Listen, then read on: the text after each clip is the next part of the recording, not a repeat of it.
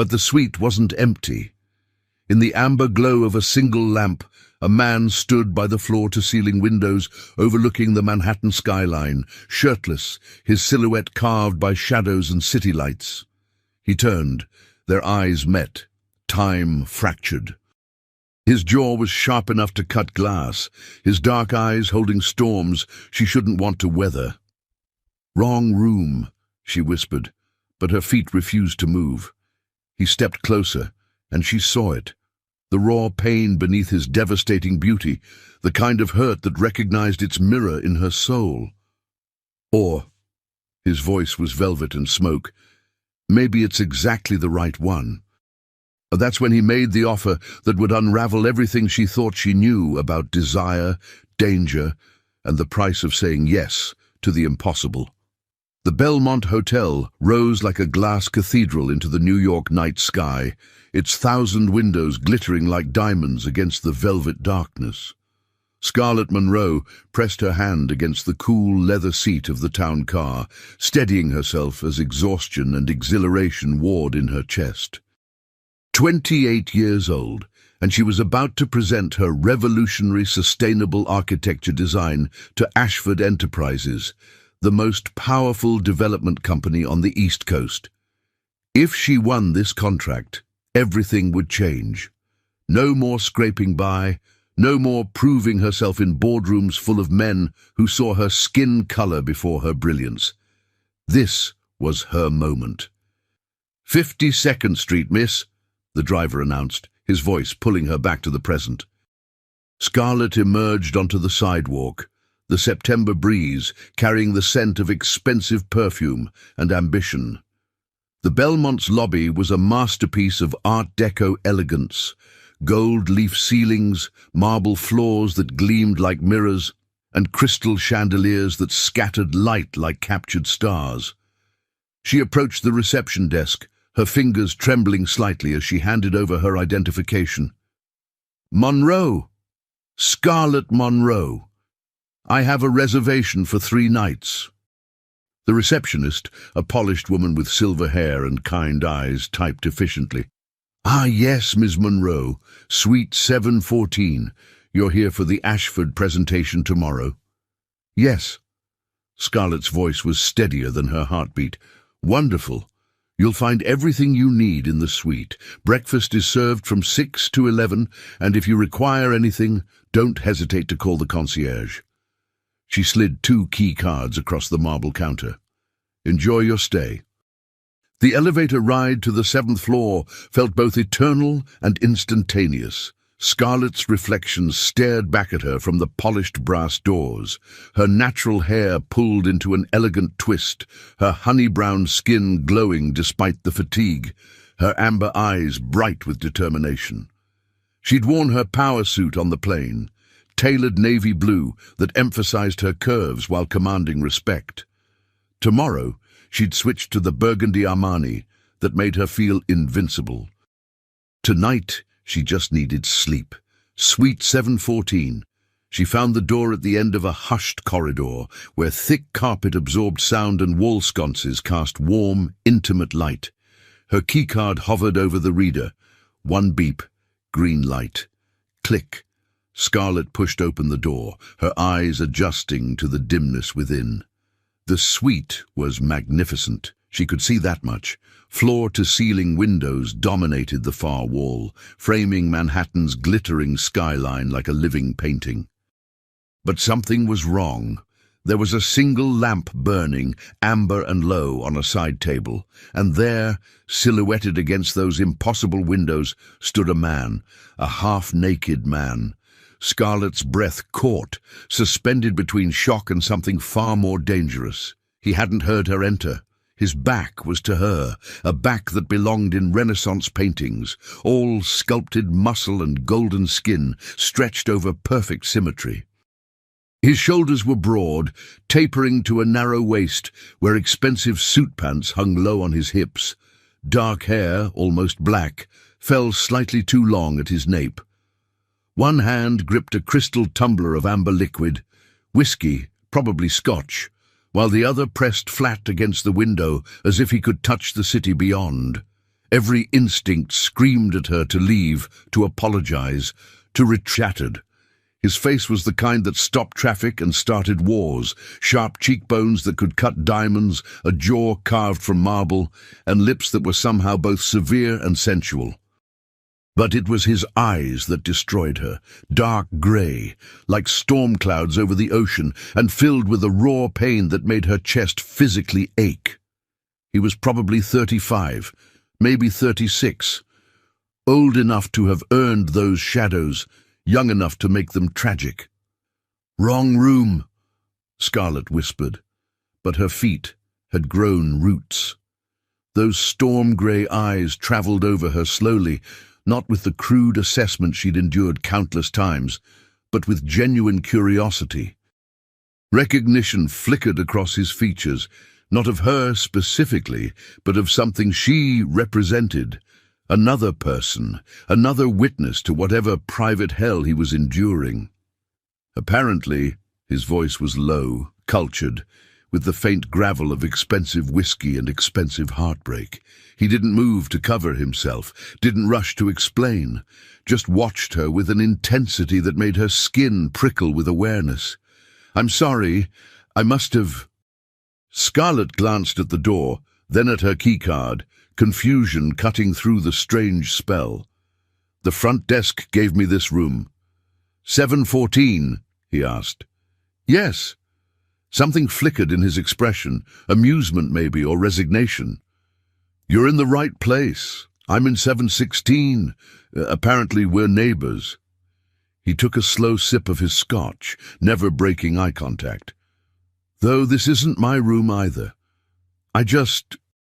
He trailed off, his gaze returning to the windows, to the glittering city beyond. "I needed to see something beautiful, needed to remember that beauty still exists." The admission was so raw, so unexpected, that Scarlett forgot to guard herself. "What happened?" He laughed, a sound without joy. "The usual. Betrayal. Lies. The discovery that the person you trusted most was systematically destroying everything you built." He turned fully toward her now, and in the lamplight she could see the faint redness around his eyes, the tight line of his jaw. "You ever have someone look you in the eye and promise forever, then discover they've been selling your secrets to your competitors for 18 months? Scarlett's heart constricted. She knew betrayal, knew its taste, its weight, its lingering poison. "Once," she said quietly, "my ex-boyfriend stole my portfolio and presented my designs as his own. Got the job I'd been chasing for 3 years, understanding passed between them like a current. Then you know," he said. "You know what it's like when the person who should protect you becomes the person you need protection from." "Yes." The word was barely a breath. Silence settled, but it wasn't uncomfortable. It was the silence of two wounded creatures recognizing each other in the dark. "I should go," Scarlett said, though she still hadn't moved. "Let you have your privacy." "Or," he said, and something shifted in his voice, something dangerous and desperate and thrilling, "you could stay just for a moment. I find I'm tired of being alone with my thoughts." Every rational cell in her body screamed warning. This was how mistakes happened, how professional women derailed their careers, how hearts got broken. But Scarlett was so tired of being rational, so tired of being careful. And this man, with his devastating face and his broken eyes, made her want to be reckless. "One drink," she heard herself say, "then I really do need to sleep. I have the most important meeting of my life tomorrow." His smile was slight but genuine. "Ashford Enterprises presentation?" Her eyes widened. "How did you—" "I'm staying on this floor for the same reason. Big meeting tomorrow." He moved to the bar, his movements fluid despite the alcohol he'd clearly consumed. "What's your poison?" "Red wine, if there is any. There's always wine." He poured a generous glass of Bordeaux, then refilled his scotch. When he handed her the wine, their fingers brushed, and electricity arced between them, sharp, unexpected, undeniable. Scarlett took the glass with trembling fingers, acutely aware of his bare chest, the way lamplight played across his skin, the intoxicating scent of his cologne, cedar and bergamot, and something darker, more primal. "You never told me your name," she said, trying to anchor herself in normalcy. "Will." He didn't offer a last name. "And you're Scarlett. It's embroidered on your carry-on." She glanced at where she'd dropped her bag by the door. "Observant. Occupational hazard." He gestured toward the sofa, cream leather, impossibly expensive. "Please, sit. Tell me about this crucial meeting." Scarlett hesitated, then moved deeper into what was technically his suite. She settled onto the sofa, tucking her legs beneath her, suddenly conscious of how intimate this was. "I'm an architect, sustainable design specialist. Tomorrow I'm presenting a concept for a mixed-use development that could revolutionize urban green spaces. If I win this contract—" She stopped, surprised by her own openness. "It changes my life." "Then you'll win it," Will said with absolute certainty. He sat on the opposite end of the sofa, leaving respectable space between them, though the air still crackled with awareness. "Anyone with that much fire in their eyes doesn't accept defeat. You can't know that." "I can." His gaze held hers. "I've been in business for 15 years, Scarlett. I know passion when I see it, and I know the difference between people who want success and people who'll bleed for it. You're the latter." Heat bloomed in her chest, dangerous and intoxicating. "What about you? What do you do when you're not breaking into hotel suites to drink alone?" "Investment and development." He swirled his scotch, watching the liquid catch light. "I build things. Or I did. Before I discovered my partner, personal and professional, was systematically undermining everything I'd created. Your fiancé." "Was." The correction was knife-sharp. "As of about 6 hours ago." Scarlett's breath caught. This wound was fresh then, still bleeding. "I'm sorry." "Don't be." "I'm not." He met her eyes, and she saw it, the lie. He was devastated. Fury and heartbreak warred across his features before he locked them down. "She did me a favor. Now I know. Now I can protect what's mine." "But you lost her." "I lost an illusion." He drained his scotch, then set the glass down with careful precision. "Turns out she was never really mine. Just borrowed. On loan from my competitor, gathering intelligence, making me weak." The bitterness in his voice made Scarlett want to reach for him, to offer comfort, but she didn't. Instead, she said, "Then she was a fool. Because betraying someone like you, someone with this much—" She gestured vaguely, unable to articulate the intensity he radiated. "This much presence, this much power. That's not just cruel, it's idiotic." Will laughed, and this time there was genuine humor in it. "Careful, Scarlett. You're making me sound like a decent man." "Maybe you are. Maybe." He tilted his head, studying her with unnerving focus. "Or maybe I'm exactly the kind of man your mother warned you about. The kind who makes deals, who uses people, who sees everything as a transaction." "Is that what you see when you look at me?" she challenged. "A transaction?" "No."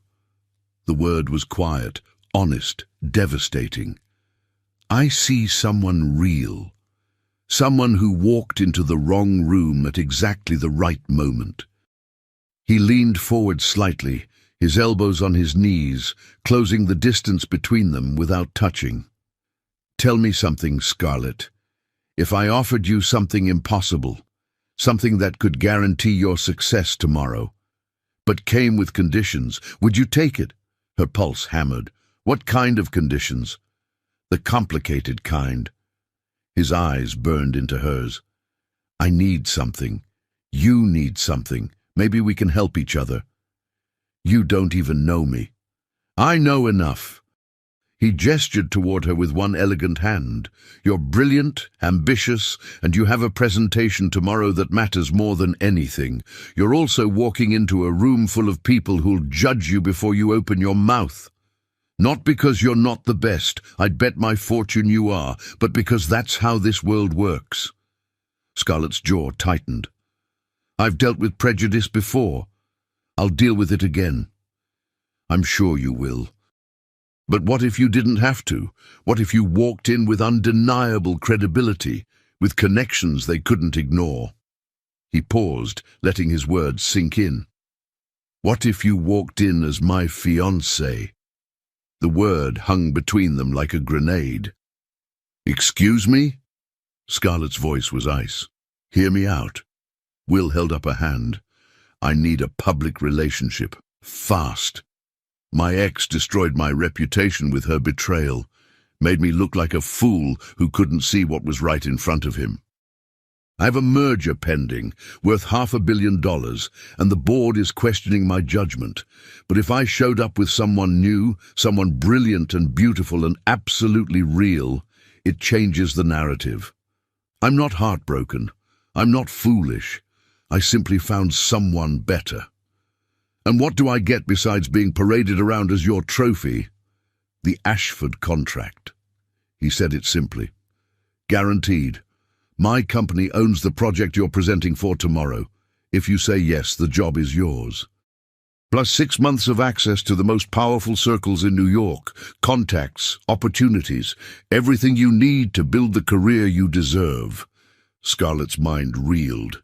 This was insane, impossible, wrong in 1,000 ways, and yet, "Fake engagement," she said slowly. "For 6 months. I get the contract. You get respectability. Then what?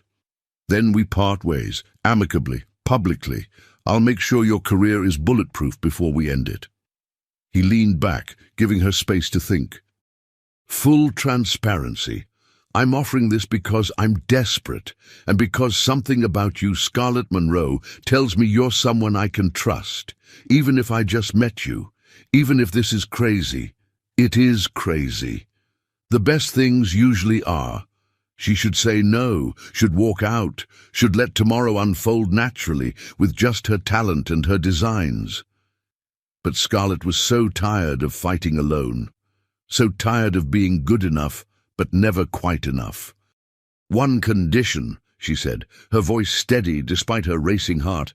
"This stays professional, no actual romance, no crossing lines. We're business partners, nothing more." Something flickered in Will's eyes. Disappointment, maybe, or challenge. "Agreed. Though I have to warn you, Scarlett, we'll have to be convincing, public appearances, strategic touches, maybe even a kiss or two for the cameras." Heat flooded her body at the thought of kissing him, but she kept her expression neutral. "I can handle professional intimacy." "Can you?" He stood in one fluid motion, then extended his hand. "Then we have a deal." Scarlett stood as well, her legs unsteady, her mind screaming that this was a mistake. But when she placed her hand in his, when his long fingers closed around hers with firm warmth, something clicked into place. Something that felt less like a transaction and more like destiny. "Deal," she whispered. Will's smile was slow, dangerous, and absolutely mesmerizing. "Then welcome to your new life, Scarlett. I promise it won't be boring." He pulled her slightly closer, not invading her space, but erasing the professional distance they'd just agreed to maintain. "We start tomorrow, 9 o'clock. I'll meet you in the lobby. Wear something that says, 'I own this city,' and prepare yourself, because the moment we walk in together, everything changes. For both of us. I'm ready." "Are you?" His thumb brushed across her knuckles, a touch so light it might have been accidental, except nothing about this man seemed accidental. "Because once we do this, Scarlett, there's no going back. Whatever happens in the next 6 months, it'll mark us, change us, maybe even destroy us. Or save us," she countered, "or that." He released her hand slowly, reluctantly. "You should get some sleep. Big day tomorrow. Scarlett moved toward the door, her body vibrating with adrenaline and something far more dangerous. At the threshold, she turned back. Will stood exactly where she'd left him, backlit by the Manhattan skyline, still shirtless, still devastating, still dangerous. Will? Yes? Why me? Really? He was quiet for a long moment, his expression unreadable. Then, because when you walked through that door, you looked at me like I was a person, not a name, not a fortune, not a scandal, just a man. I haven't been seen like that in a very long time. The honesty in his voice cracked something in her chest. Good night, Will. Good night, Scarlett. Sweet dreams of your future. She slipped into the hallway, her keycard finally guiding her to her actual suite 2 doors down. Only when she was inside, door locked, back pressed against the wood, did she let herself process what had just happened. She'd agreed to a fake engagement with a stranger. A devastatingly handsome, clearly powerful, probably dangerous stranger who just offered her everything she'd ever wanted. This was either the smartest decision of her life or the one that would destroy her completely. Outside her window, New York glittered with infinite possibilities. Tomorrow, she'd stand in front of Ashford Enterprises, not as a hopeful architect, but as Will's fiancé, as someone with power. Scarlett moved to her window, pressing her palm against the cool glass, mirroring Will's earlier posture. Somewhere in this building, 2 doors away, he was doing the same thing. 2 strangers bound by a desperate deal. 6 months. She could survive 6 months of pretending, of strategic touches and careful performances, of not falling for a man who looked at her like she was salvation and danger all at once. She had to. Because the alternative, losing herself in those storm-grey eyes, in that broken honesty, in the electric pull between them, that would cost her everything. Her phone buzzed. An email from an unknown sender. Contract attached. Read it. Sign it. Bring it tomorrow. And Scarlett, don't forget, in 6 months we walk away. No matter what happens. No matter what we feel. That's the deal. W.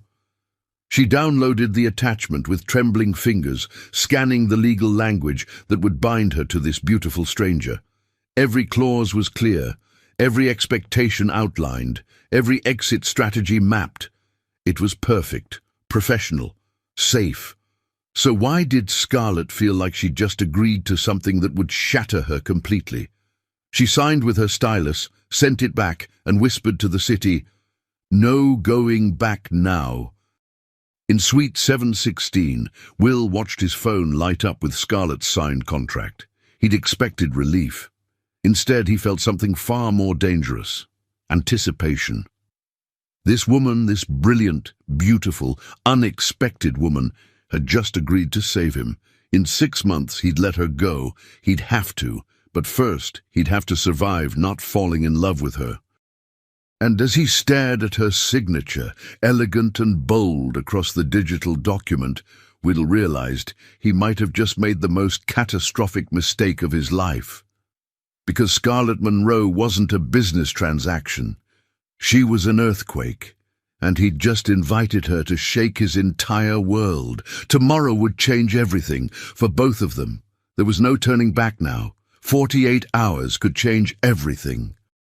Scarlett had always known this intellectually, understood that life pivoted on moments, on decisions made in heartbeats, but she'd never felt it in her bones until now, standing in front of the floor-length mirror in her new apartment overlooking Central Park, watching a stylist arrange diamonds around her throat like captured starlight. Breathtaking, Celeste, the stylist Will had sent, murmured in her elegant French accent. She stepped back, admiring her work with the critical eye of someone who dressed Manhattan's elite. Mr. Ashford will not be able to look away. That was the problem. Will already couldn't look away, and neither could she. The presentation had been flawless. Scarlett had walked into that boardroom with Will's hand resting possessively at the small of her back, and every eye had shifted, not with judgment, but with curiosity, with respect, with the instant credibility that came from being claimed by William Ashford III.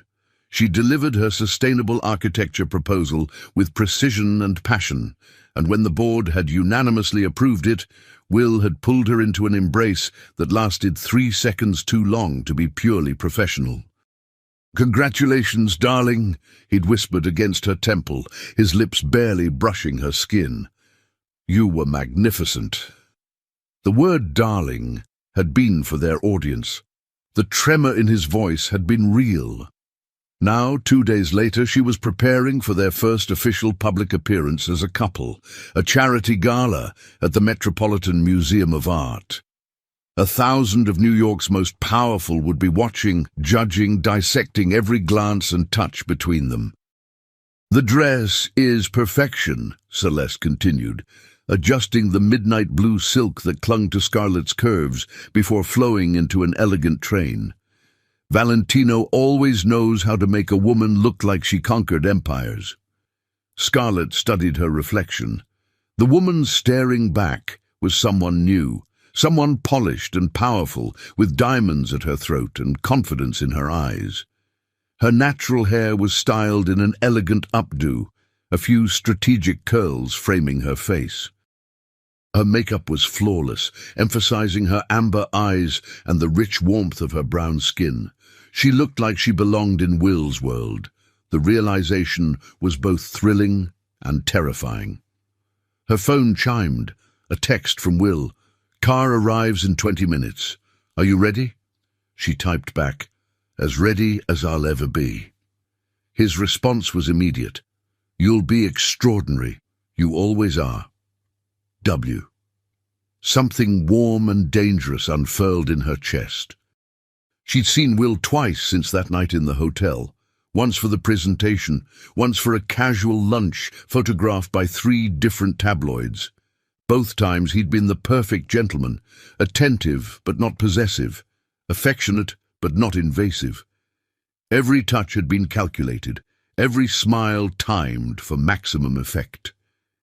And yet, beneath the performance, Scarlett felt the current. The electricity that had sparked between them that first night hadn't diminished. If anything, it had grown stronger, more dangerous, more impossible to ignore. "You are thinking of him," Celeste observed with a knowing smile. "This is good. When a woman thinks of her man, her skin glows. The cameras will love you tonight." "He's not my man," Scarlett said automatically. "We're just in love?" Celeste's eyes sparkled with amusement. "Yes, I have read the articles. Whirlwind romance. Love at first sight. Very romantic, very believable." She paused, then added more gently, "But ma chérie, what I see in your eyes when you speak of him, that is also very real." Scarlett's breath caught. "You're wrong." "Perhaps." Celeste began packing her supplies. "Or perhaps you are not yet ready to admit the truth. Either way, tonight you will shine. And Mr. Ashford, he will be a very fortunate man." After Celeste left, Scarlett stood alone in her new apartment, a space Will had insisted on providing, a gorgeous 2-bedroom with views of the park that cost more per month than she used to make in 6. The contract had been explicit. During their engagement, she would live as his fiancée would live. Access to his resources, his world, his life. In 6 months, it would all disappear. She'd have her career, her contacts, her independence. But this apartment, these diamonds, this life, temporary, borrowed, not really hers. She touched the necklace at her throat. $300,000 worth of diamonds that felt both weightless and impossibly heavy. The intercom buzzed. "Ms. Monroe, Mr. Ashford is here." Her heart kicked against her ribs. "Send him up." She'd expected Will to wait in the car, but of course he wouldn't. He was thorough, meticulous. Every detail of their relationship had to be perfect. including the moment he collected her for their first gala. When she opened the door, the air left her lungs. Will stood in the hallway wearing a custom tuxedo that had probably cost more than her first car, midnight black, perfectly tailored to his lean, powerful frame. His dark hair was styled just carelessly enough to look effortless, and his storm-grey eyes locked onto her with an intensity that made her skin prickle with awareness. For 3 full seconds, neither of them spoke. They just stared, caught in the gravitational pull that had been building since that first night. Scarlett. Her name was a prayer and a curse on his lips. You're... He trailed off, his usual eloquence deserting him. God, you're devastating.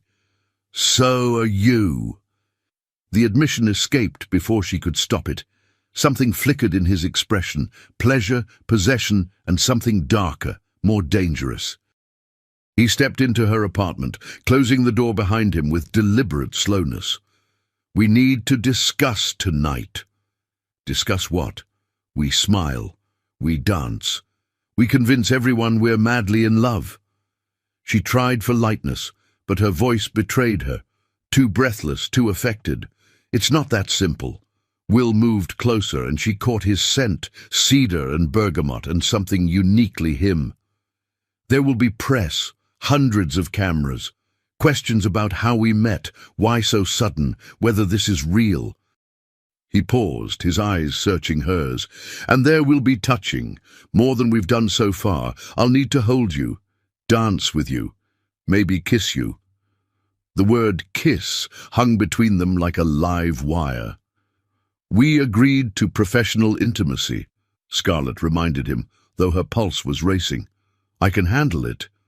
Can you? He was close enough now that she could see the gold flecks in his grey eyes, could feel the heat radiating from his body. Because I'm not sure I can. Honesty. Raw and unexpected, it disarmed her completely.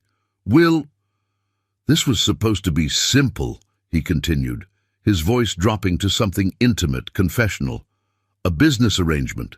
6 months of mutually beneficial performance. But Scarlett, when I look at you... He reached up, his fingers hovering near her cheek but not quite touching. When I look at you, nothing feels simple. Nothing feels fake. Her breath caught. The contract says we end this in 6 months. I know. I wrote it. His hand fell away, but it doesn't account for this, for whatever's happening between us. Nothing's happening, she lied. Isn't it? His smile was sad, knowing. Then why does my heart race every time you walk into a room? Why do I find myself counting the hours until I see you again? Why does the thought of you leaving in 6 months feel like someone's carved out my chest? Stop. Scarlett pressed her hand against his chest, needing distance and connection all at once. Beneath her palm, his heart thundered. You're grieving, you're hurt, you're confusing gratitude with something else. Am I? He covered her hand with his, holding it against his heart. Or are you trying to convince yourself this isn't real because real would be terrifying? He was right. God help her, he was right. This was terrifying, because somewhere between signing that contract and standing in this moment, Scarlett had started to fall. And falling for Will Ashford, brilliant, broken, impossibly complicated Will, was the one thing she absolutely could not afford. We have a gala to attend, she said, her voice barely steady. We should go. Something shuddered in his expression. Professional Will returned, smooth and controlled. You're right, of course. He stepped back, offering his arm with elegant formality. Shall we convince New York that we're madly in love? That's the deal. That's the deal, he echoed. But his eyes said something different. His eyes said, what if it's not pretend anymore? The Metropolitan Museum of Art had been transformed into a glittering wonderland. Crystal chandeliers cast prismatic light across marble floors, while thousands of white roses created an ethereal forest throughout the Temple of Dendur wing. Women in couture gowns drifted like exotic birds, their jewels catching light with every movement. Men in tuxedos clustered in groups, discussing mergers and markets with the casual confidence of those born to power. And at the center of it all, cameras flashed like lightning. "Smile," Will murmured as they approached the entrance, his hand settling at the small of her back with possessive warmth. "And remember, you're the woman who captured my heart. Act accordingly." Scarlett tilted her face toward his, letting adoration soften her features. "How's this?" His eyes darkened. "Dangerous." "Absolutely dangerous." Then louder, for the benefit of the nearby reporters, "You're radiant tonight, darling." The endearment sent shivers down her spine. She leaned into him, playing her role perfectly. "Only because you make me happy." Flash, flash, flash. Cameras captured every angle, every touch, every manufactured moment of intimacy. "Mr. Ashford, how did you two meet?" A reporter thrust a microphone toward them. Will's smile was easy, practiced. "She walked into my life when I least expected it and changed everything. Sometimes fate has better timing than we do." "Miss Monroe, how does it feel to be engaged to one of New York's most eligible bachelors?" Scarlett met the reporter's eyes with calm confidence. "It feels like I found my partner. Someone who sees me, challenges me, and makes me want to be better. The rest, the money, the status, the attention, that's just noise. What matters is him." Will's fingers tightened almost imperceptibly against her back. When she glanced up at him, his expression held something raw, something real, something that had nothing to do with their agreement. "Beautiful answer," he said softly, just for her. "Almost believed it myself." "Maybe you should," she replied, then immediately regretted it. Too honest, too revealing. They moved into the gala proper, and Scarlett felt the weight of 1,000 gazes. Women assessed her with envy and calculation. Men studied her with curiosity and appreciation, but everyone's attention eventually returned to Will, because Will Ashford commanded rooms the way gravity commanded planets. "William!" A silver-haired man in an impeccable tuxedo approached, his smile sharp. "Good to see you recovered from that unfortunate business, and this must be the woman who's captured your wandering heart." "Senator Morrison." Will's tone was pleasant, but edged with warning. "May I introduce my fiancée, Scarlett Monroe?" "Scarlett, the senator sits on the board of several companies I work with." "Charmed." Morrison's eyes traveled over Scarlett with barely concealed assessment. "Architect, aren't you? Working on that sustainable development project?" "Yes, Senator. We're reimagining urban spaces to balance luxury with environmental responsibility." "Ambitious." His smile didn't reach his eyes. "Tell me, Miss Monroe, how long have you two been together? The engagement seemed rather sudden." "Nissim." The word carried weight, implications, judgment. Will tensed beside her, but Scarlett smiled serenely. "Senator, when something is right, time becomes irrelevant. Some people date for years and never truly know each other. Others recognize their person immediately. Will and I, we're the latter, and honestly I wouldn't change a single moment of our whirlwind." "Well said." A woman materialized beside Morrison, elegant, 50s, with the kind of beauty that money preserved. "I'm Vivian Ashford, Will's mother, and you, my dear, are exactly what my son needs." Will's surprise was evident. "Mother, I didn't realize you'd be here." "Wouldn't miss my son's debut with his new love." Vivian's eyes held knowing amusement. "Besides, I wanted to meet the woman brave enough to take on the Ashford legacy." She offered her hand to Scarlett. "Welcome to the family, Scarlett, though I suspect you'll find us exhausting." "I'm up for the challenge," Scarlett replied, warming to this unexpected ally. "I'm sure you are." Vivian glanced between them, her smile softening. "You're good for him. I can see it." There's light in his eyes again. Whatever you're doing, keep doing it. After Vivian and Morrison drifted away, Will pulled Scarlett toward the dance floor. That was masterful. You handled Morrison perfectly. He was testing me. Everyone will test you. That's how this world works. Will drew her into his arms as a waltz began, one hand at her waist, the other cradling hers. But you're passing every test. You're extraordinary, Scarlett. They moved together with surprising ease, as if they'd danced 1,000 times before. Scarlett let herself sink into the moment, the music, the warmth of Will's body against hers, the way he looked at her like she was the only person in the room. "Your mother likes me," she observed. "My mother is perceptive. She sees what I see." His thumb traced small circles on her waist, sending electricity through the silk of her dress. "She sees someone real, someone who doesn't want me for my money or my name, someone who'd be extraordinary with or without me." "Will, I know. The contract. 6 months. I remember." He pulled her slightly closer, breaking every rule of propriety. "But right now, in this moment, can we pretend it's real? Just for tonight?" Her heart cracked open. "And what happens in 6 months if we blur these lines?" "I don't know." His honesty was devastating. "Maybe we destroy each other. Maybe we destroy this. But Scarlett, I'm tired of pretending I don't feel this, whatever this is. It's dangerous. The best things usually are." He echoed his words from that first night. "Dance with me. Let me hold you. Let's just be. Tomorrow we can go back to the contract. But tonight?" "Tonight," she whispered, "we're real."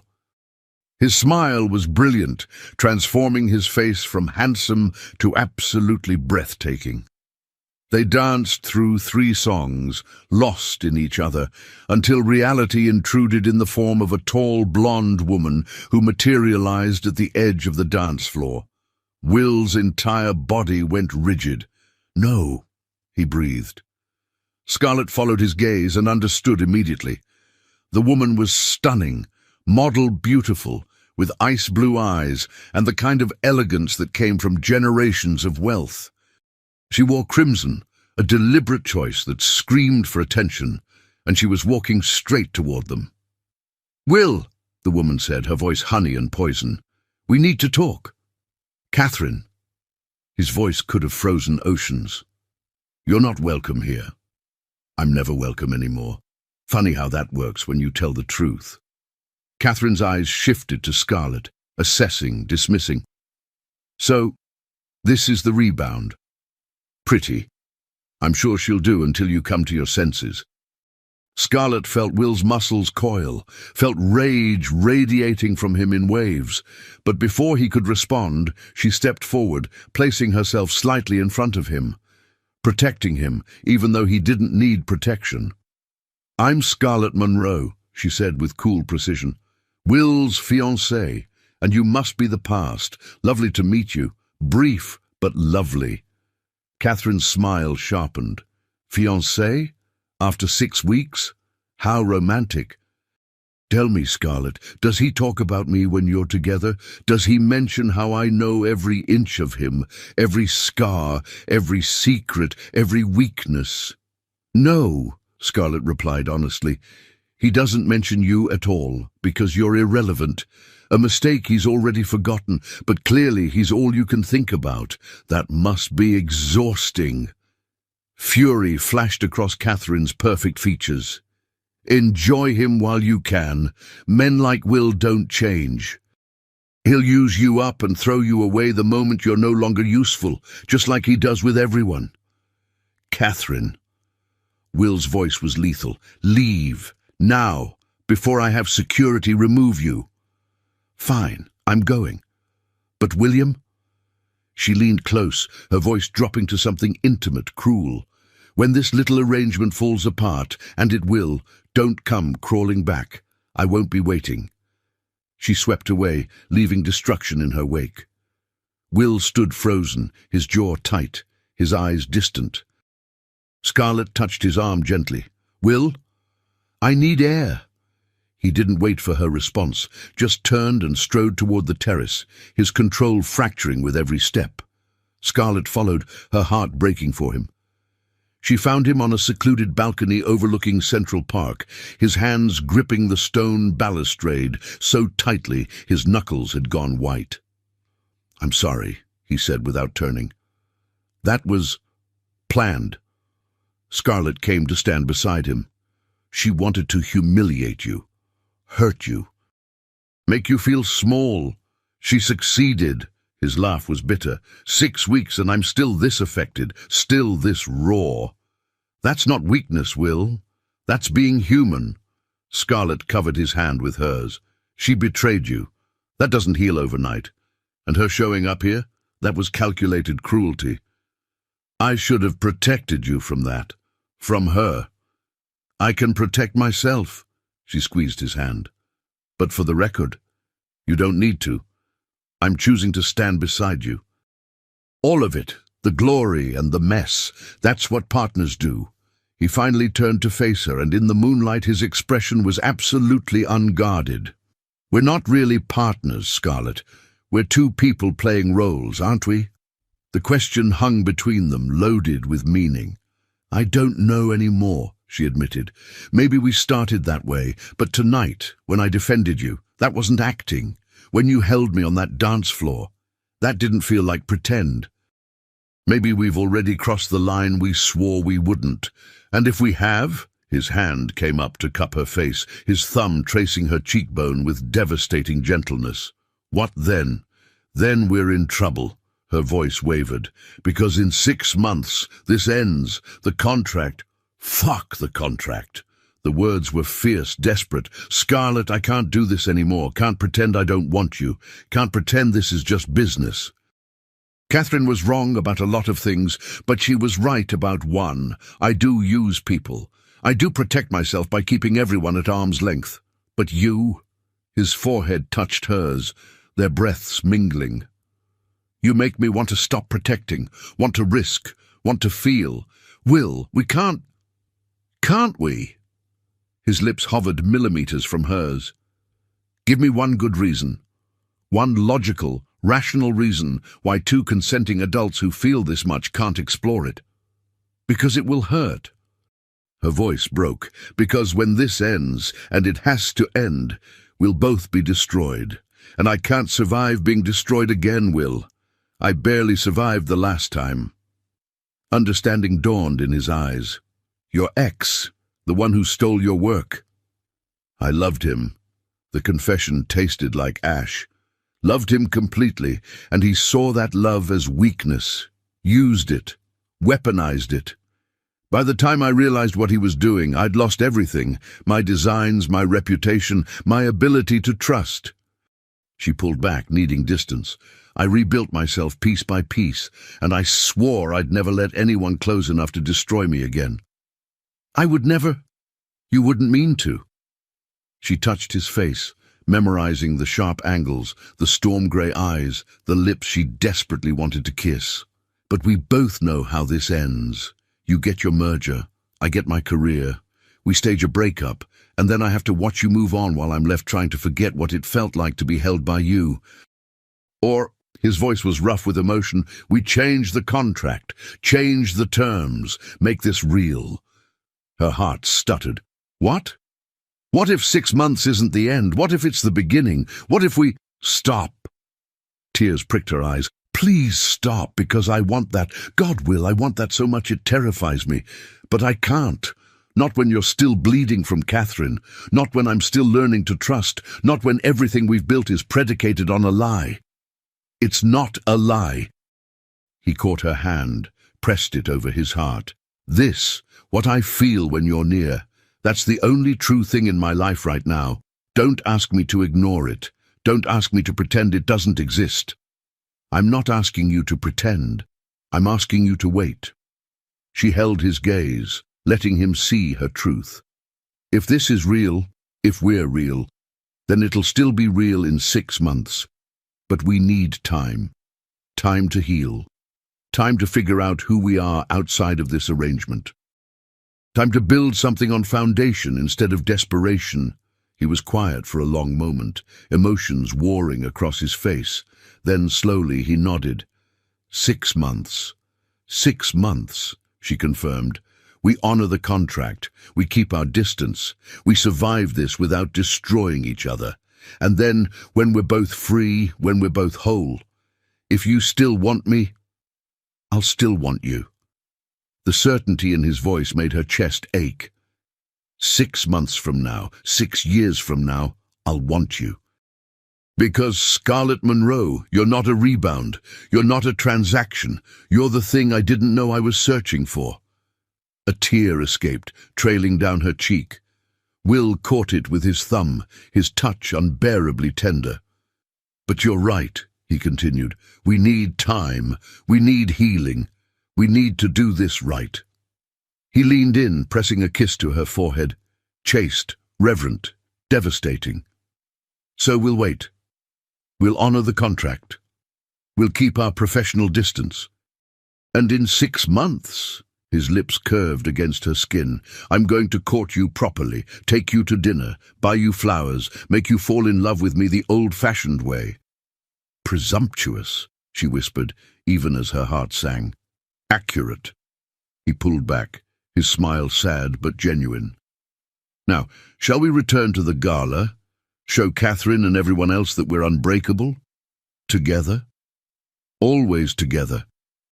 He offered his arm, and Scarlett took it, feeling both relief and regret in equal measure. They returned to the gala as a united front, smiling, dancing, playing their roles perfectly. But everything had changed. The touches were more careful, the smiles more guarded, the distance between them more pronounced. They'd drawn the line, 6 months of professional partnership. Nothing more. It should have felt like safety, like wisdom, like the right choice. Instead, it felt like mourning something they'd never actually had. Later, when Will dropped her at her apartment, he walked her to the door, but didn't come inside. Good night, Scarlett. Good night, Will. He hesitated, then cupped her face one more time.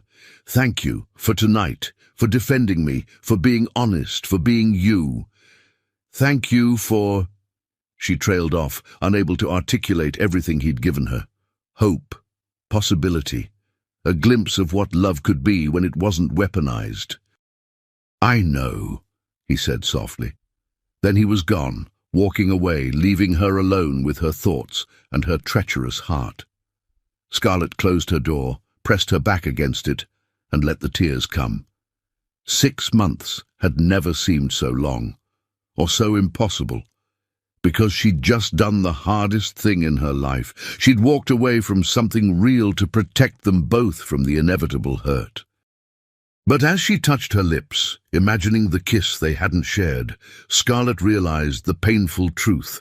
Waiting 6 months to be with Will might save them from one kind of destruction. But wanting him, needing him, loving him while pretending she didn't, that would destroy her in an entirely different way, and there was no contract clause that could protect her from that. 3 weeks. 21 days of carefully orchestrated appearances, strategic touches, and the most exquisite torture Scarlett had ever endured. Every gala, every dinner, every moment with Will felt like dancing on a razor's edge, one misstep away from falling completely.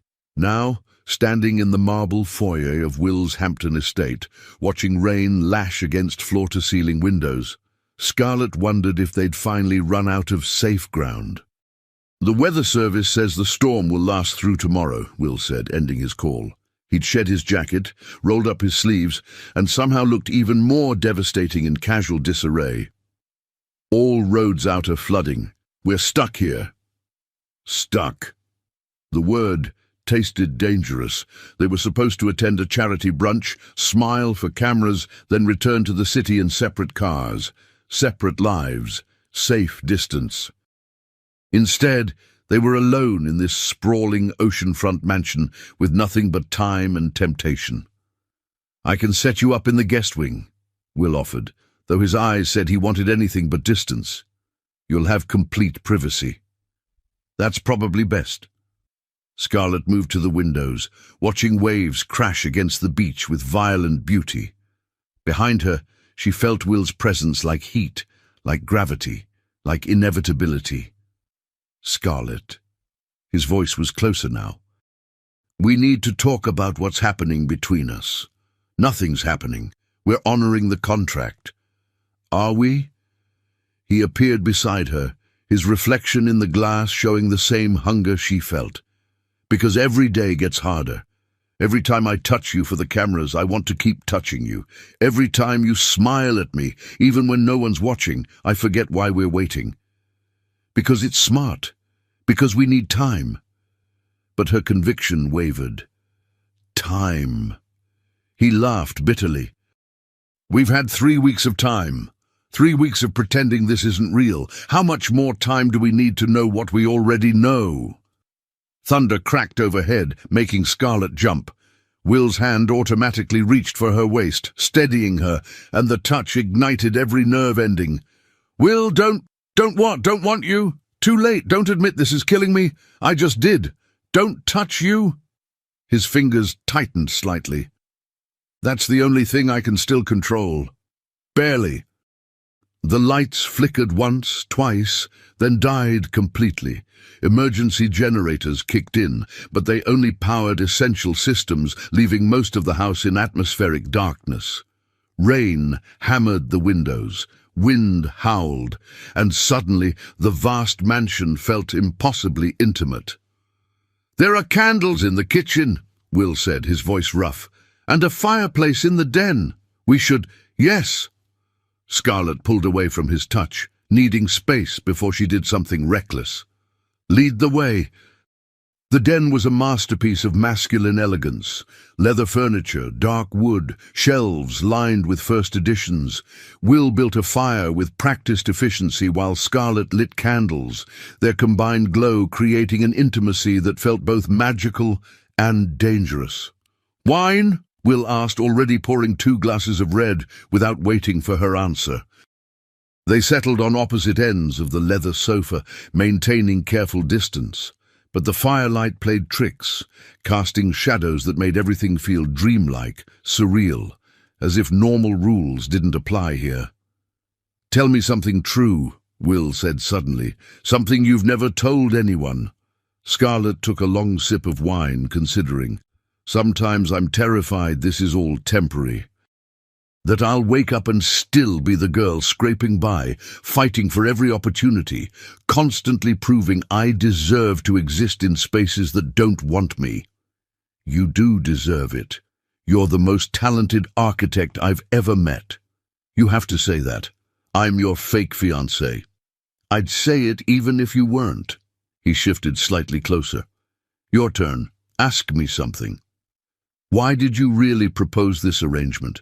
The truth, not the press release version.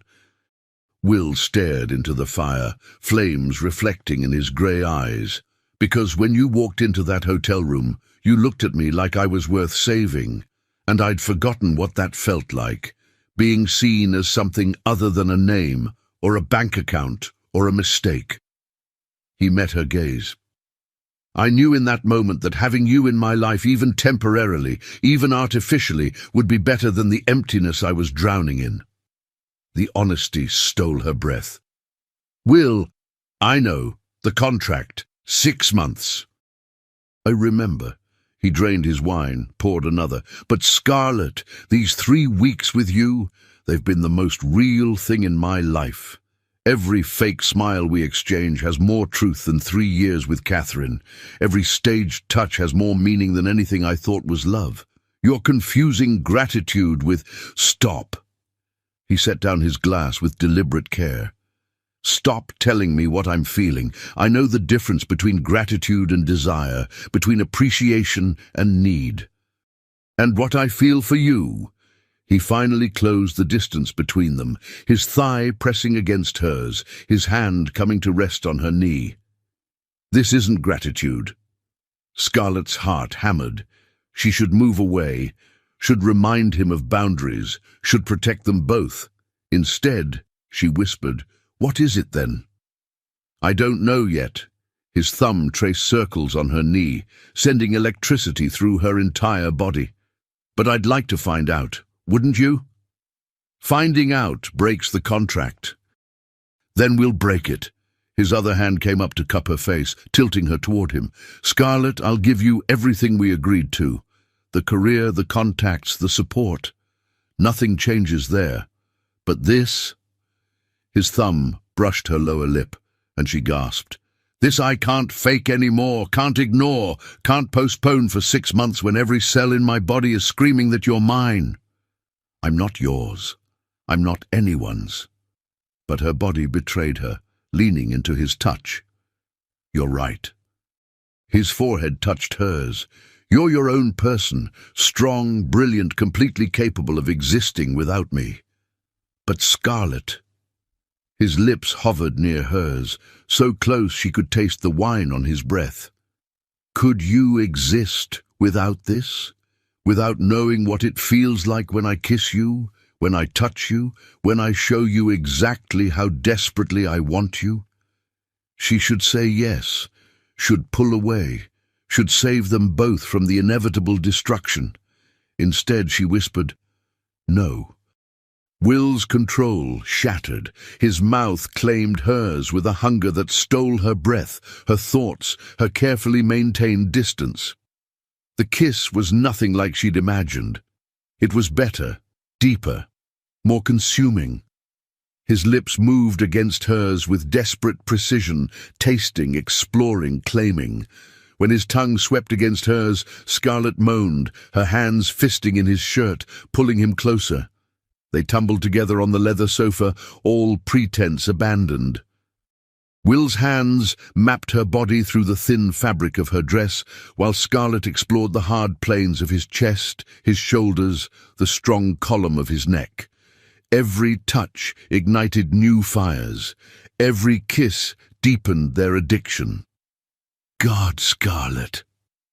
Will's lips trailed down her throat, finding the sensitive spot below her ear that made her arch against him. You're destroying me, absolutely destroying me. Good, she gasped as his teeth grazed her collarbone. Because you've been destroying me for weeks.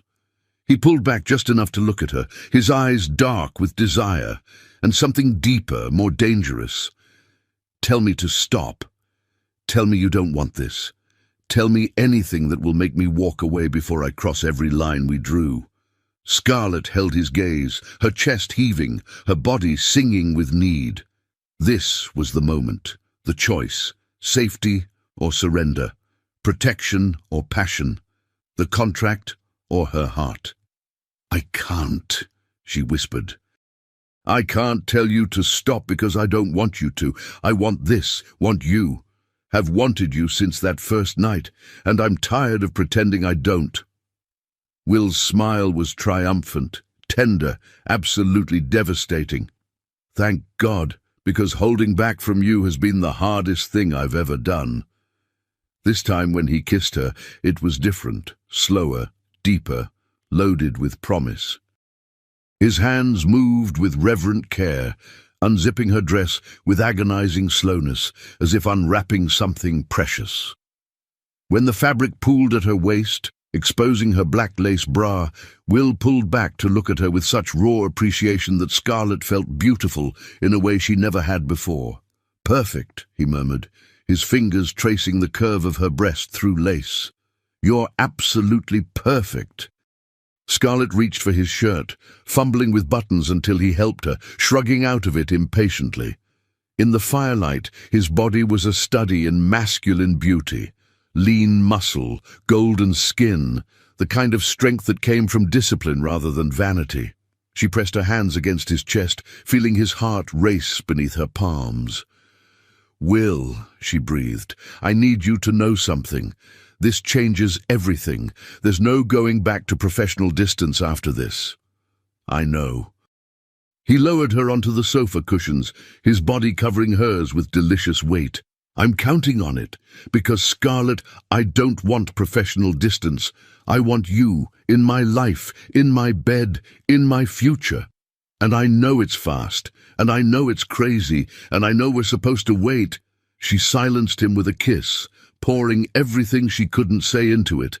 Desire and fear and hope and need. When they finally broke apart, both breathing hard, Scarlett whispered, "Then don't wait. Show me. Show me what this means. Show me you're real." Outside, the storm raged with primal fury. Inside, they created their own storm, one of tangled limbs and desperate kisses, of whispered names and gasping breath. Will worshipped her body with hands and mouth, learning every curve, every sensitive spot, every sound that made her arch and moan. Scarlett matched him touch for touch, kiss for kiss, claiming him as thoroughly as he claimed her.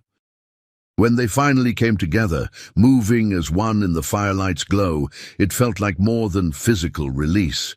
It felt like coming home, like finding something she hadn't known she was missing, like the universe clicking into perfect alignment. "Look at me," Will commanded, his voice rough with emotion. "I need you to see me, need you to know this is real." Scarlett opened her eyes, meeting his storm-grey gaze, and what she saw there stole her breath. This wasn't performance, wasn't strategy, wasn't anything they could explain away later. This was Will, completely unguarded, letting her see every vulnerable, desperate, aching part of him. "I see you," she whispered. "I see you, Will."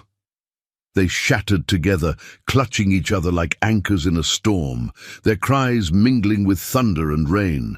And in that perfect, terrible moment, Scarlett knew the truth. She'd fallen completely, irrevocably in love with the man she was supposed to leave in 6 months.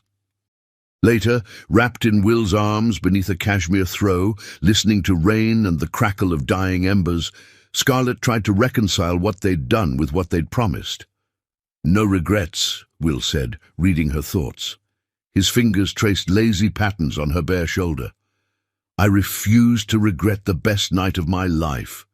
Even though we broke the contract? Especially because we broke it." He tipped her face toward his. "That contract was about protection, about keeping safe. But Scarlett, I don't want safe anymore. I want real. I want you. And if that means risking pain, risking destruction, risking everything, it's worth it." "What about the merger? Your reputation?" "I'll handle it." He pressed a kiss to her forehead. "The merger matters, yes, but it doesn't matter more than this, more than you."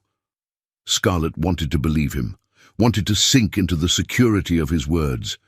But she'd learned the hard way that promises made in passion often dissolved in daylight. "Will tomorrow—" "Tomorrow," he interrupted gently. "We'll figure it out, together. But tonight you're mine. And I'm yours. Let that be enough." So she did. She let the sound of his heartbeat beneath her ear, the warmth of his arms, the rightness of this moment be enough. Tomorrow would bring consequences, complications, reality. But tonight, wrapped in firelight and possibility, Scarlett let herself believe in happy endings. Even though her heart whispered that some storms caused damage no amount of shelter could prevent, morning arrived with cruel brightness. Scarlett woke to sunlight streaming through unfamiliar windows, and Will's arm draped possessively across her waist. For 3 perfect seconds, she existed in the blissful space between sleep and awareness, warm, safe, cherished. Then reality crashed in with the shrill ring of Will's phone. He stirred beside her, his voice rough with sleep. "Ignore it." But the phone kept ringing, insistent, urgent, wrong. Will cursed softly, reaching for the device on the side table. His expression shifted from drowsy contentment to sharp alertness in the space of a heartbeat. "Marcus, what's wrong?" Scarlett sat up, clutching the sheet to her chest, watching Will's face transform as he listened. Color drained from his features. His jaw went rigid. Those storm-grey eyes that had looked at her with such tenderness hours ago now blazed with fury. "How bad?" A pause. Christ. No, don't respond yet. I'm coming back to the city now. He ended the call, sat motionless for 3 seconds, then exploded off the bed. Get dressed. We need to leave immediately. Will, what? There's a story. Front page of 3 tabloids and trending on every social media platform. He was already pulling on clothes with violent efficiency. About you, about us, about everything. Ice flooded Scarlett's veins. What kind of story? He didn't answer, just thrust his phone toward her. The headlines screamed in bold letters, "From nobody to Mrs. Ashford, the calculated rise of Scarlett Monroe." Scarlett's hands trembled as she scrolled. The article was devastating, meticulous and cruel in equal measure.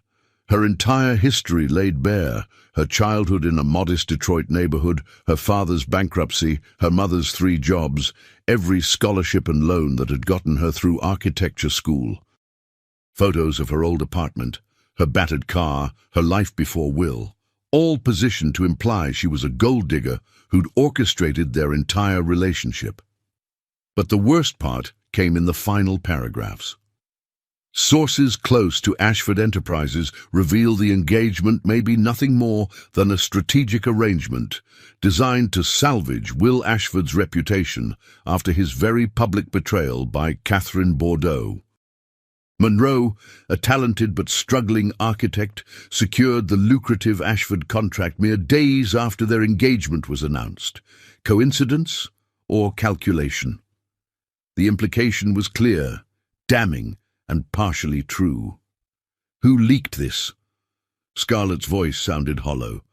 I don't know yet, but someone with access to confidential information. Will's expression was carved from granite. Someone who knew about the contract. The contract, their fake engagement. The arrangement that had become so real she'd forgotten it started as pretense. Now the world knew, or suspected, the truth, that she was bought, that their love was manufactured, that everything was a lie. They're going to think I used you, she whispered. They're going to think we used each other. Will's tone was bitter. Which, technically, we did. That was the arrangement. The word arrangement stabbed like a knife, because last night hadn't felt like arrangement. Last night had felt like destiny, like truth, like the beginning of everything. Now it felt like the end. I need to see my publicist, my lawyer, my board. Will was all business now, the tender lover from hours ago replaced by the ruthless businessman who'd built an empire. You should do the same. Get ahead of this before it destroys your reputation completely. Before? Scarlett laughed without humor. Will, it's already destroyed. Every architecture firm in this city will see me as the woman who slept her way to a contract. That's not what happened, isn't it? She met his eyes, needing him to understand. We made a deal. I got the job. We fell into bed. How is the tabloid version wrong? Because you earned that contract with your brilliant design, because what happened between us last night was real. His voice rose with frustration. Scarlett, you're one of the most talented architects I've ever met. With or without me, you would have succeeded. But I didn't succeed without you. I succeeded because of you, because of this arrangement, and now everyone knows it. She wrapped the sheet tighter around herself, suddenly feeling exposed in every possible way. I need to go. Need to figure out how to salvage what's left of my career. We'll figure it out together. Will, there is no together. Not anymore. The words tasted like ash. Whatever we had, real or fake, it's over.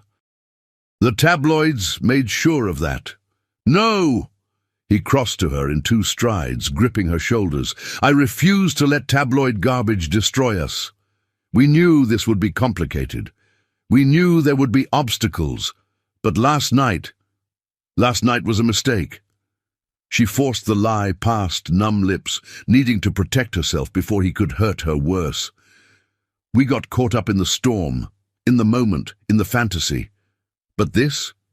She gestured at his phone. This is reality. And in reality, I'm the woman who traded herself for success. That's what everyone will believe. That's what they'll always believe. I don't believe it. But your board will, your investors, your business partners. She pulled away from his touch, needing distance. The merger you need, the one worth $500 million. How do you think they'll react when they discover your engagement is a calculated PR move, when they realize you lied to them? Will's silence was answer enough. Exactly. Scarlett gathered her dress from the floor, trying to maintain dignity while her world collapsed. So here's what happens next. We end this. Publicly. Immediately. You blame me. Say I deceived you, used you. Whatever story salvages your reputation and your merger. I'll take the hit. My career is already destroyed anyway. Absolutely not. Will's voice was steel. I'm not throwing you to the wolves to save myself. Then we both go down. Is that what you want? She turned to face him, letting him see her pain, her resignation, her love, because despite everything, she loved him, and that made this so much worse. Will, you built something extraordinary. Don't let me be the reason you lose it. You're not— I am! The words exploded from her. From the moment I walked into your hotel room, I've been a complication, a risk, a liability. And last night, that wasn't salvation. It was the final nail in both our coffins.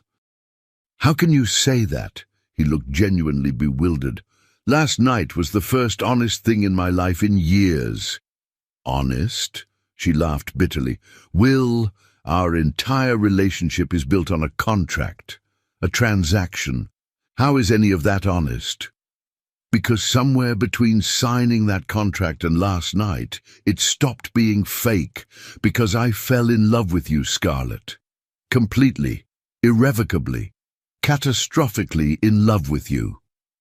The confession should have filled her with joy. Instead, it broke her heart.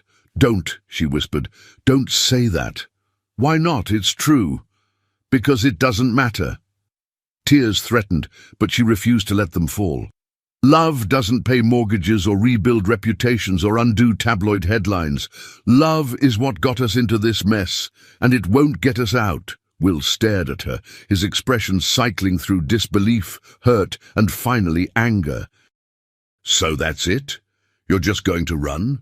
Going to let them win? Let Catherine and whoever leaked this story destroy what we built? What we built was always temporary. The contract said 6 months.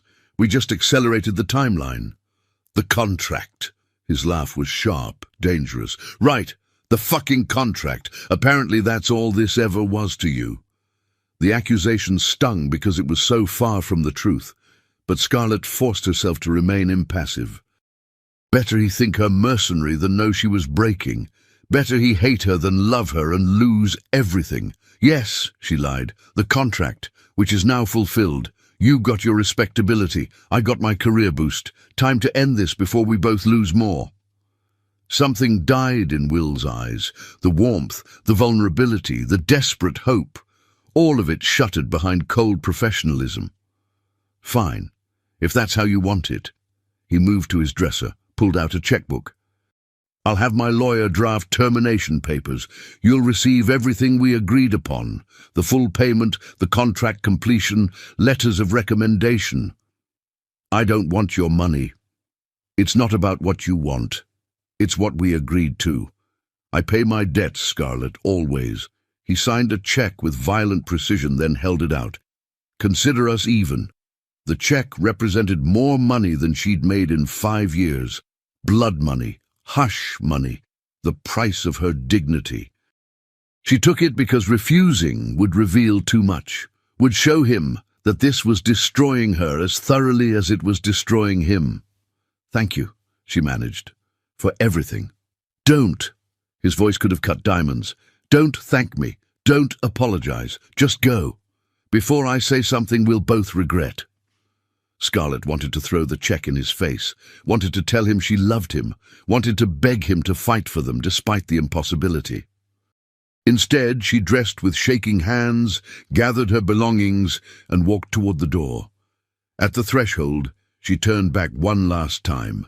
Will stood by the window, silhouetted against morning light, looking as devastated and distant as he had that first night in the hotel. They'd come full circle, two broken people who'd briefly believed they could heal each other. "For what it's worth," she said softly, "last night wasn't fake. Not for me. None of it was."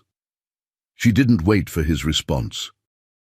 Couldn't bear to see whether her confession brought him pain or relief. She just left, closing the door on the only man she'd ever truly loved.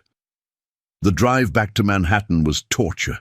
Every mile increased the distance between her and Will, while headlines about their fake relationship proliferated across her phone.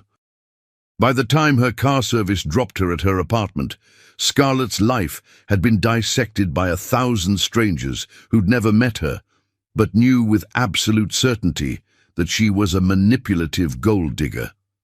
Her phone rang continuously, reporters, former colleagues, numbers she didn't recognize. She ignored them all until a familiar name appeared. Victoria Chen, her mentor from graduate school, and one of the few people whose opinion truly mattered. "Victoria," Scarlett answered, bracing for disappointment. "Is it true?" Victoria's voice was careful, controlled. The engagement was arranged. Strategic? No point lying now. "Yes." A long pause. "And the Ashford contract?" "I earned it with my design, but yes, the relationship helped secure it." Another pause, longer this time. "I see, Scarlett, I need to be direct with you. The firm partnership we discussed, it's off the table. The other partners feel your judgment is questionable. They can't risk the association. The rejection shouldn't have hurt, not after everything else. But it did. I understand. I'm sorry, truly. You're extraordinarily talented. But talent isn't enough when your reputation is compromised." Victoria softened slightly. "Give it time. Let this blow over. Eventually people will forget I'm the woman who sold herself for a contract." Scarlett's laugh was hollow. "I don't think they will, Victoria. This is my legacy now. My scarlet letter." "Then perhaps it's time to leave New York. Start fresh somewhere else. London, Singapore, Dubai. There are opportunities everywhere for architects of your caliber." "Run away. Start over. Pretend the past 6 weeks never happened. Pretend she'd never met Will, never loved him, never believed in the possibility of something real." "Maybe," Scarlett said, though the thought of leaving felt like surrender. "Thank you for calling, Victoria, for being honest." After they hung up, Scarlett stood in her borrowed apartment, Will's apartment really, since he was paying for it, and finally let herself break. Great, gasping sobs that shook her entire body. Tears for her ruined reputation, for her lost opportunities, for the love she'd found and destroyed in the same breath, but mostly she cried for Will, for the pain in his eyes when she'd lied and told him their relationship was just business, for the love he'd confessed and she'd rejected, for the future they might have had if the world hadn't been so cruel. Her phone buzzed with a text from an unknown number. "Enjoy your 15 minutes of fame, sweetheart. You earned it. Catherine." Understanding crashed over her. Catherine had leaked the story. Catherine, who knew about the contract, who'd been close enough to Will to have access to confidential information, who had every reason to destroy them both.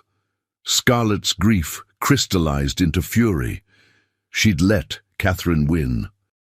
Let her jealous vendetta destroy something real and precious. And worse, she'd hurt Will in the process, pushed him away to protect him when what he needed was someone to fight beside him. Her phone rang again. Will's name appeared on the screen.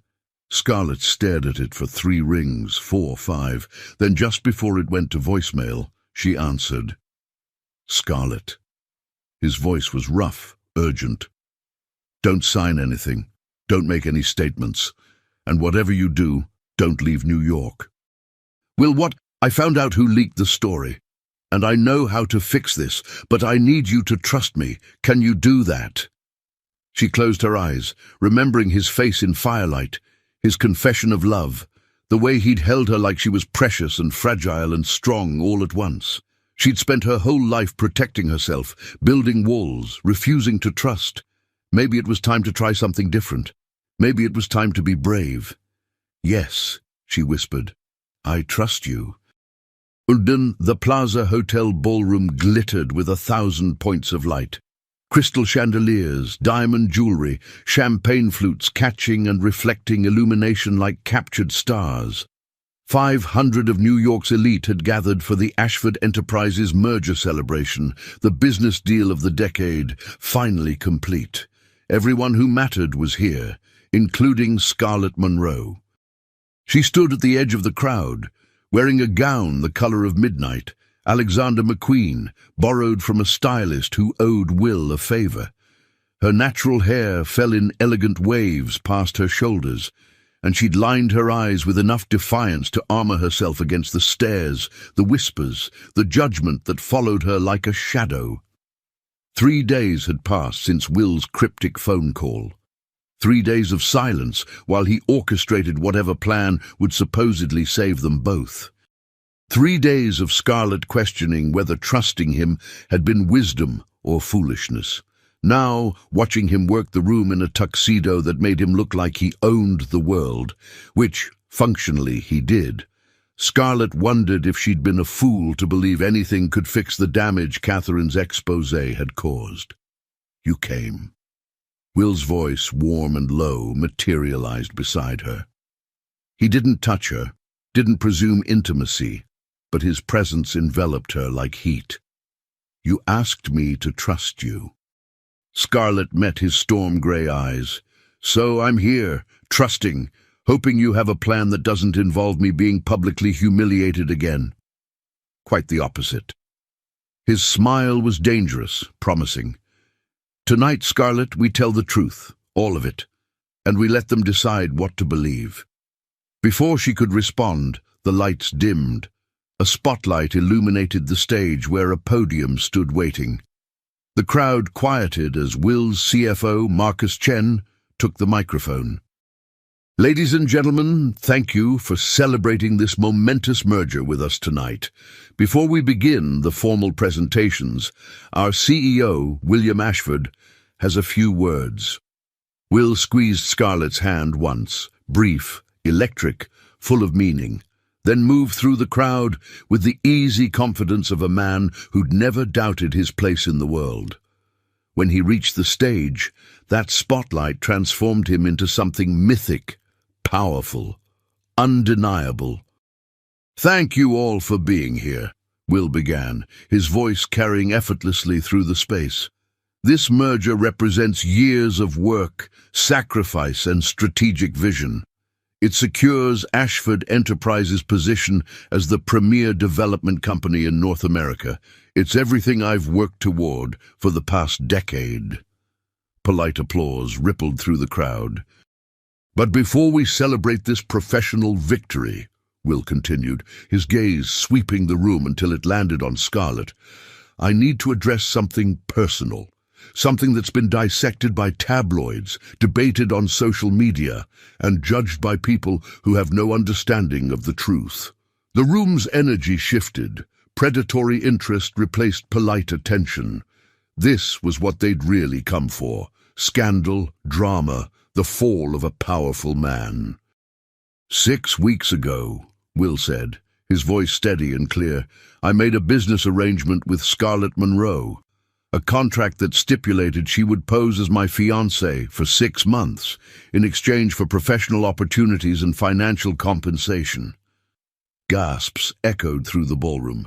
Scarlett's chest constricted. He was confirming everything, exposing them both. "This arrangement," Will continued, "was proposed in a moment of desperation. I just discovered my previous fiancée, Catherine Bordeaux, had been systematically betraying me, selling confidential information to competitors, undermining business deals, and positioning herself to profit from my downfall. I was hurt, angry and determined to prove I wasn't the fool she'd made me appear to be. He paused, letting his words sink in. The crowd was riveted. Enter Scarlett Munro, a brilliant architect with extraordinary talent and absolute integrity. She walked into my life by accident, literally by entering the wrong hotel room, and in that moment I saw an opportunity, a solution, a way to rebuild my reputation quickly. Scarlett wanted to disappear, to run, to escape the thousand eyes now turning toward her with judgment and calculation. So yes, Will said, his voice ringing with conviction, I offered Scarlett a contract. I offered her money, career advancement, and access to my world in exchange for playing a role. And she accepted.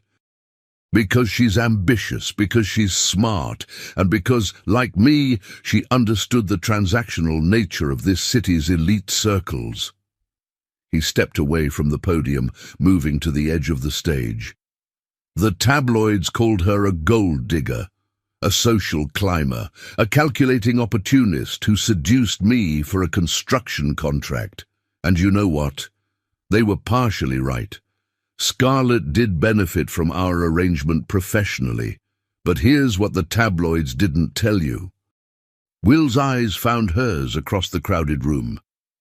Scarlett Munro earned the Ashford Sustainable Development contract before I ever proposed our arrangement.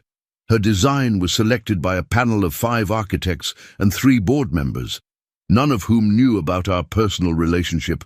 She won that contract on pure merit, on brilliant innovation, on years of hard work and extraordinary vision. I simply accelerated the timeline of her inevitable success. Murmurs rippled through the crowd. Scarlett's throat tightened with emotion. Furthermore, Will continued, his voice hardening, the person who leaked our private contract to the tabloids wasn't some concerned citizen exposing fraud. It was Catherine Bordeaux, a woman scorned who decided if she couldn't destroy me through corporate espionage, she'd destroy me through character assassination. She weaponized Scarlett's ambition, my mistakes, and your prejudices to hurt us both. He pulled out his phone, and suddenly the screens around the ballroom flickered to life. Email exchanges appeared, Catherine's communications with a tabloid editor, detailing exactly how she'd stolen confidential information, exactly what she planned to leak, and exactly why. If I can't have Will, I'll make sure no one can, especially not some nobody architect who thinks she deserves him. The evidence was damning, definitive, and publicly displayed for 500 witnesses. Catherine Bordeaux is currently being investigated for corporate espionage, breach of confidentiality, and defamation, Will announced. Her actions cost her own company 3 major clients today alone. Justice, as they say, is served. The room erupted in conversation. Catherine's allies looked stricken, her enemies looked delighted, and Scarlett just felt numb. Vindicated, yes, but also exposed in ways she'd never imagined. But here's the real truth, Will said, and his voice softened, became intimate despite the crowd. The truth that matters more than contracts or tabloids or business arrangements. Somewhere between signing that agreement and standing here tonight, something unexpected happened. I fell in love. Scarlett's heart stopped. I fell in love with a woman who sees through my money and my name to the broken man underneath. I fell in love with someone who challenges me, inspires me, and makes me want to be better. I fell in love with Scarlett Munro, not because of a contract, but despite it, not because of what she could do for me professionally, but because of who she is fundamentally. He stepped off the stage, walking directly toward her. The crowd parted like water. And 3 days ago, Will continued, never breaking eye contact, when the world was crucifying us both, when her reputation was being destroyed and my merger was at risk, Scarlett did something extraordinary. She tried to protect me, tried to take all the blame, tried to walk away so I wouldn't lose everything I'd built. He stopped directly in front of her, close enough that Scarlett could see the vulnerability in his eyes, could feel the emotion radiating from him. But what she didn't understand, Will said softly, though his voice still carried through the silent ballroom, is that I'd already lost the most important thing. I'd lost her, and no merger, no business deal, no amount of money or power is worth that loss. Tears blurred Scarlett's vision. Will, let me finish. He took her hands, his touch gentle and sure. Scarlett Monroe, you are the strongest, most brilliant, most infuriating woman I've ever met. You don't need me. Don't need my money or my connections or my protection. You'd succeed spectacularly, all on your own. But here's what I'm hoping. His voice cracked slightly. I'm hoping you'll want me anyway. Not for what I can give you professionally, but for what we can build together personally. I'm hoping you'll take a chance on something real, something terrifying, something that has no contract, no exit clause, no safety net. He released one of her hands to reach into his pocket, pulling out a small velvet box. The room collectively gasped. This isn't the ring from our arrangement, Will said, opening the box to reveal a stunning emerald-cut diamond that caught the light and scattered it into rainbows. That ring was a prop, a symbol of a transaction. This ring... He looked at her with such raw hope it shattered her. This ring is a promise, a real one. That I will love you, challenge you, support you, and never, never try to diminish you. That I will be your partner, not your benefactor, your equal, not your savior. Scarlett's tears fell freely now. You're insane. You're proposing. For real. In front of 500 people. Witnesses seemed appropriate. His smile was tremulous. Given our history of contracts and agreements, I wanted everyone to see this is real. See that I'm choosing you, publicly, permanently. Without escape clauses or termination dates. He dropped to one knee, and the gesture was so old-fashioned, so sincere, so utterly Will, that Scarlett's heart cracked wide open. Scarlett Monroe, he said, his voice steady despite the emotion shining in his eyes. Will you marry me? For real this time, for love, for always? Will you take a chance on us? The ballroom held its collective breath. Scarlett was aware of cameras, of whispers, of the fact that her answer would be replayed and analyzed and judged. But looking at Will, seeing his vulnerability, his hope, his absolute certainty, none of that mattered. You're right, she said, her voice strong and clear.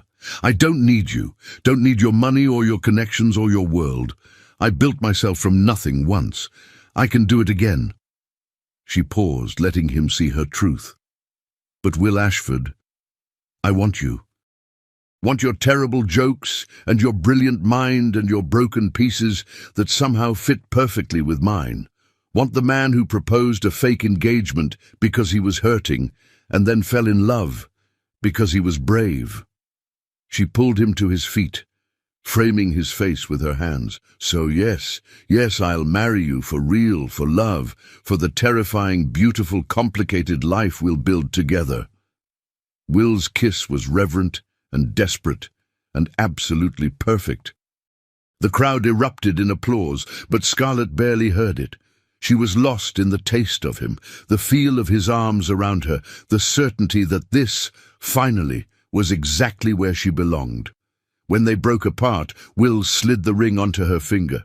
No contract this time, just us. Just us, she echoed, though I have one condition. Anything. My career remains mine. My success stays mine. We're partners, Will, but I'm not the CEO's wife.